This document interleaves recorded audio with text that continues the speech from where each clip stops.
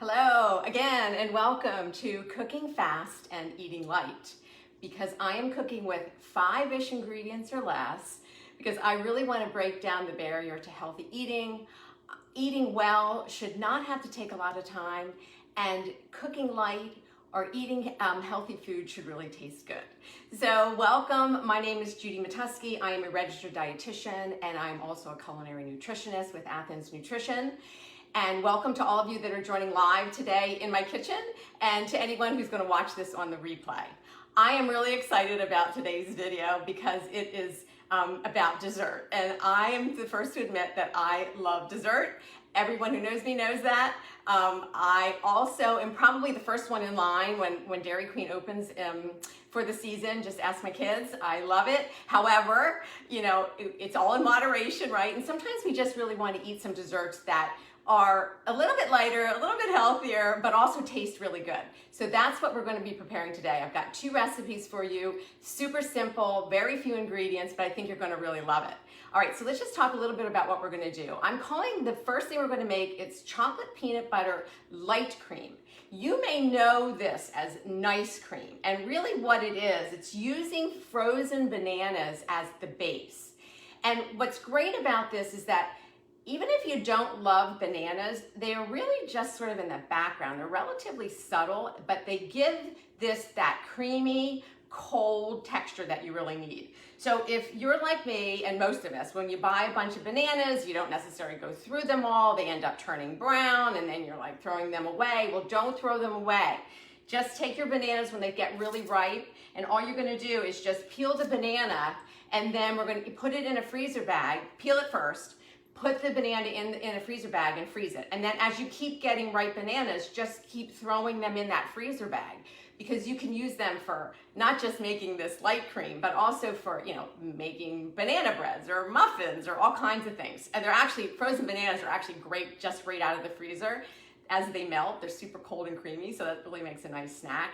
So anyway, don't waste those overripe bananas. So we're gonna use these bananas as the base for this ice cream or light cream. I already have some in here. So this starts with 4 frozen bananas. I put them in just because I kind of wanted them to get a little bit defrosted. If you're taking the bananas right out of the freezer, they are rock solid sometimes. So it might be a little bit hard to process them in a food processor. You really do, it works better in a food processor. You really could use a blender, but it just might take a little bit more effort to get this to really blend up. So I'm going to use a food processor. I got 4 frozen bananas. I just broke them up and they're already in here. This recipe that I'm doing today is using cocoa powder and peanut butter. So it's like a chocolate peanut butter light cream. But what I love about this particular method is that if you have the frozen bananas, you can go in a million different directions. So the flavor combinations are really endless. One that I really love is like a pina colada. So you take the frozen bananas, you have frozen mangoes, or frozen pineapple, and a little bit of coconut. That tastes really great together. I also made one with like a blueberry pie, where it's just frozen bananas, frozen blueberries. You kind of whip that up, and then you put some like crushed up graham crackers on top of it. So you really can mix and match all kinds of fruit flavors or other flavors just to make it, you know, as fun, as interesting as you want. But today we're going to do the peanut butter and the cocoa and the chocolate. So we're using cocoa powder, and just a real quick mention about cocoa powder. I've used this before on a couple of videos, but cocoa powder has no fat, so all the fat is removed from it. So we really just have the cocoa solids. But there is a difference between the type of cocoa powder that you buy. So most of us are probably cooking with what's called a Dutch processed cocoa or an alkalized cocoa. It's a little less acidic. It is a little milder. It works really well in most recipes. I have one that is cocoa powder that is just a natural cocoa powder that is not used at, you know, Dutch process, meaning that it's not made to be a little bit less bitter. So anything that's a natural cocoa is going to be a little bit more bitter, but works really well in super dark chocolate desserts, like if you're making brownies or your chocolate cake and you really want that really rich chocolate. It's really great, but what's really great about the natural cocoa powder is it's very high in polyphenols, flavonols, which are antioxidants, and are can seem to also be beneficial for heart health, because what what flavonols do, which is a type of plant compound that's an antioxidant, it helps to relax the blood vessels so that it can lower blood pressure. So if you're going towards dark chocolate, we'll talk a little bit about that with the second recipe. But if you want to do the natural cocoa that's not Dutch processed, non-alkalized, you will get more flavonols in that type of cocoa. For today's purpose, I'm going to just use the regular Dutch process because I really want I don't want it to be so chocolatey for this. All right, so we've got the bananas are already in here, and I'm just going to show you how easy it is. All right, so this recipe I think serves about 4. The one that we're going to put up is about, I think it serves about 4. All right, so we're going to take just 2 tablespoons of the cocoa powder, and with this, I mean, really, it's up to you. I mean, you can put more cocoa powder in this if you want, if you really want it really chocolatey. You can just stop here. You can just put the cocoa powder in here and the bananas, and you can make like your own just chocolate ice cream in a way. This is the light cream. I would probably even add, if you wanted to, you could, you could probably add just a little bit of vanilla to bring up that chocolate flavor. Or you could even add some dates to it if you wanted it to be a little bit sweeter. What's great about this light cream is that it's dairy-free. So for any of you that's a concern for you, there's no dairy in it, no cream at all. And it's also no added sugar because the sweetness is really just coming from the bananas. And if you, like I said, if you wanted it to even be a little bit sweeter, I would use some dates in here. I think that could add, again, some natural sweetness. So I'm going to use a natural peanut butter. I get a lot of questions about what types of peanut butter, you should purchase. And from a cardiovascular standpoint, we really want it to be a natural peanut butter. So we really want that peanut butter that separates. And I know it's kind of a pain in the neck, but what you do, and when I get to the almond butter, I'll talk about this, but turn it up on its lid, because then the oil works its way up through the solids and it's a lot easier and you don't have to spend a whole lot of time stirring it. So I always turn it on the lid and I keep it in my refrigerator.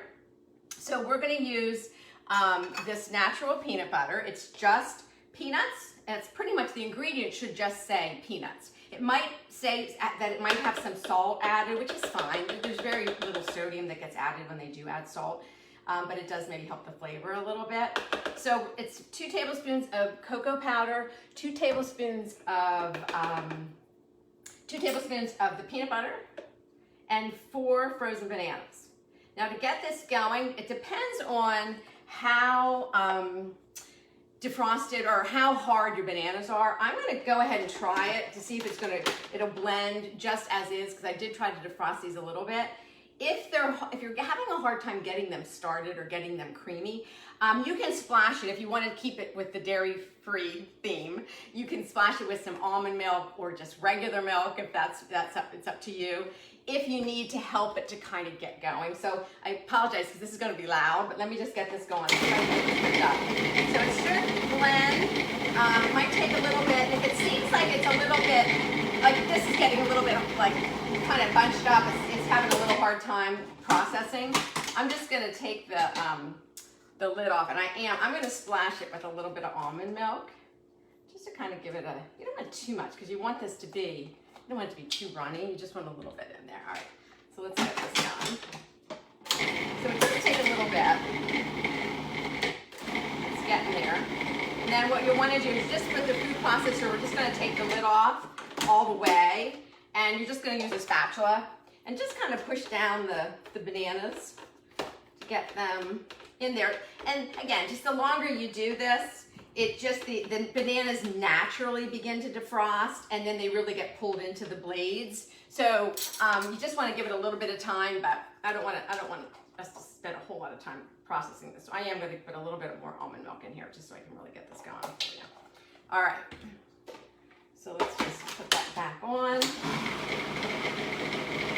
And this is how you can see why a food processor is going to work a little bit better for this, because it really kind of pulls the bananas down into the blades a little bit better than it would in a blender. I think if you would use a blender, you're going to want to make sure that your banana pieces are really nice and a little bit smaller so that they'll chop up a little bit quicker. All right, so let me just... It's getting nice and soft, so it's really coming together. And I can't wait to show it to you because it's so creamy. It looks just like chocolate ice cream, and it tastes really good. Like I said, there's a little bit of a banana flavor, but it's not overpowering, which is what's really nice about it. All right, so let's get that going. And then the second recipe I'm going to do real quick with you is a really easy dark chocolate and almond butter dip that we're going to use for fruit. And you can make it year round. I love making it in the fall when the apples are in season and the pears. It makes a fantastic fruit dip, and it makes a good dessert, but it makes a fantastic after-school snack, which I used to always use with my kids when they would come home from school. That would get them eating the fruit, so I would just make the dip up. All right, so this is pretty well together. There's a little bit of bananas that still need to process, but I want to get this done because I really want to show this to you because it's just so great. All right, so I'm gonna, well, let me just scoop it out. I'll show it. So, see, it scoops out just like ice cream. I mean, it looks just like it. And so just 2 scoops or so in the bowl. And can you see how creamy it is? See that? It gets so incredibly creamy. It's just like soft serve chocolate ice cream. And this is gonna have some peanut butter in it. You can skip the peanut butter if you just wanna do all chocolate. Then what I like to do is to give it a little bit more interest. I didn't get strawberries this week. They just didn't look that great in the market. So I picked up some blueberries, but sliced strawberries, which I think is what's in the picture when I'm showing you, or just sprinkle on a few extra, some fresh fruit. I've got some really great blueberries here, so I'm gonna put those on. And then I think just to make it a little bit more fun, why not a little bit of whipped cream? I have an almond whipped cream, and I have just a regular. And neither one's healthier than the other. This is really just some added flavor. But if you are going non-dairy, then if you want to do the almond, that's fine. And then just a little bit on top, and you've got this amazing dessert. I mean, how great is this? Isn't that absolutely amazing? I wish you were here to taste it. I'm gonna take a taste because it is really good. It's just so creamy and cold and chocolatey and peanut buttery. This I think you're gonna really love. And I think that your kids are gonna love it too. All right, so here's our chocolate peanut butter light cream made with the base from frozen bananas. All right, so let's just set this aside for a second. Now let's finish off with this dip that I wanna make. So it's dark chocolate, and dark chocolate is anything between maybe 50% to 90% cocoa solids. This is a 60% chocolate, dark chocolate bar. That's what I'm going to use to get the most flavonols and the most antioxidant sort of power from your dark chocolate. 70% and up is probably what you're trying to shoot for. But I'm going to just go with this one, just mostly because it's thinner and it's going to melt a little bit more quickly in the microwave when we pull this together. I have one from Trader Joe's, which is a 72% dark chocolate, which would be great. It's just that this is such a big, thick bar. It just might take a little bit longer in the microwave. So for this purpose, I want to just use this one, the thinner one. All right, so we're going to use almond butter.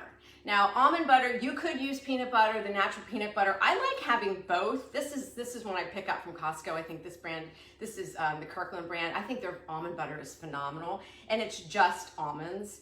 What I love about almond butter is it as something that you can have, you know, in addition to peanut butter, you can go back and forth, but almond butter nutritionally is a little bit different. Almond butter is a little lower in saturated fat. Not that peanut butter is high, but this is just naturally a little bit lower.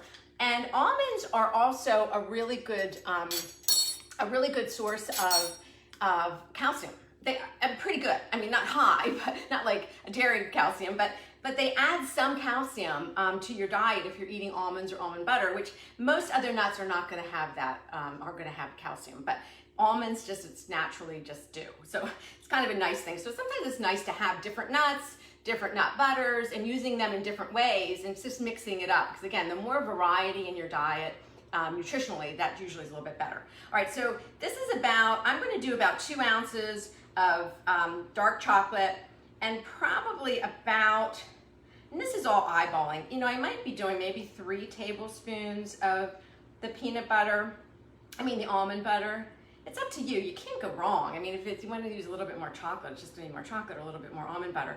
But basically, you're just going to put it in a microwave-safe bowl. Let me just wash my hands real quick.